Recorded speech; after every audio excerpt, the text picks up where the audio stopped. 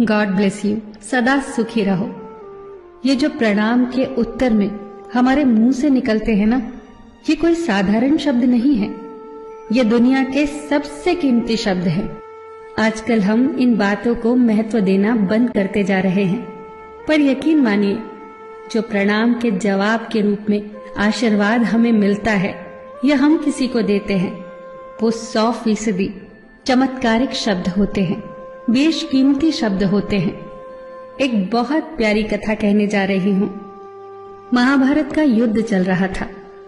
एक दिन दुर्योधन के व्यंग से आहत होकर भीष्म पितामह यह घोषणा कर देते हैं कि मैं कल पांडवों का वध कर दूंगा।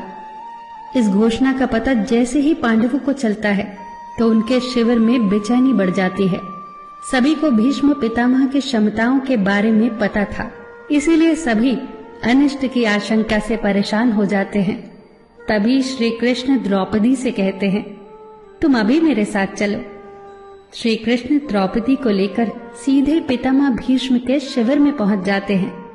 श्री कृष्ण स्वयं तो शिविर के बाहर खड़े हो जाते हैं, पर वो द्रौपदी से कहते हैं कि अंदर जाकर पितामह भीष्म को प्रणाम करो।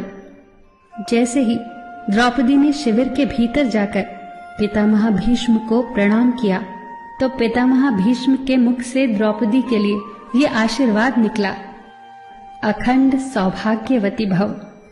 जैसे ही ये आशीर्वाद उनके मुख से निकला, उसी क्षण उन्हें स्मरण हो आया कि आज ही तो उन्होंने पांडवों के वध की घोषणा की थी और स्वयं ही उन्होंने द्रौपदी को अखंड सौभाग्यवती रहने का आशीर्वाद दे दिया। फिर पितामह भीष्म ने द्रौपदी से पूछा, पुत्री, क्या तुम इतनी रात को यहाँ अकेली आई हो या तुम्हें यहाँ श्री कृष्ण लाए हैं? तब द्रौपदी ने कहा, जी पितामह, और वो शिविर के बाहर ही खड़े हैं। शिविर से बाहर निकलकर दोनों ने एक दूसरे को प्रणाम किया और पितामह भीष्म ने कहा, मेरे एक वचन को मेरे ही दूसरे वचन से काटने का काम केवल कृष्ण ही कर सकते हैं। शिविर से वापस लौटते समय श्री कृष्ण ने द्रौपदी से कहा, तुम्हारे एक बार जाकर पितामह को प्रणाम करने से तुम्हारे पतियों को जीवन दान मिल गया है। अगर तुम प्रतिदिन भीष्म, धृतराष्ट्र, द्रोणाचार्य आदि को प्रणाम करती होती और दुर्योधन, दुशासन आदि की पत्नियां भी पांडवों को प्रणाम करती होती तो शायद इस युद्ध की नौबत ही न आती। जो हर घर में कलह कलेश का वातावरण रहता है, वो कहीं न कहीं इस बात के मूल से जुड़ा है कि हम संस्कार भूलते जा रहे हैं। हम जाने अनजाने अपने बड़ों की उपेक्षा करने लगे हैं। याद रखना कि हर चीज पैसे से खरीदी नहीं जा सकती, और ये भी याद रखना कि हर बात का जवाब गूगल से नहीं मिलता। उसके लिए बुजुर्गों के पास भी बैठना पड़ता है। शरीर की खुराक के साथ साथ हमारी आत्मा को भी खुराक चाहिए, जो संस्कारों से हमें मिलती है। हम भूलते जा रहे हैं आशीर्वाद के महत्व को।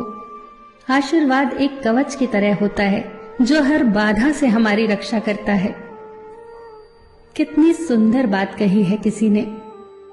प्रणाम अनुशासन है, प्रणाम शीतलता है, प्रणाम आदर सिखाता है, प्रणाम से सुविचार आते हैं, प्रणाम झुकना सिखाता है, प्रणाम क्रोध मिटाता है, प्रणाम आंसू धो देता है, प्रणाम अहंकार मिटाता है, प्रणाम हमारी संस्कृति है। आप सभी को मेरा सादर प्रणाम।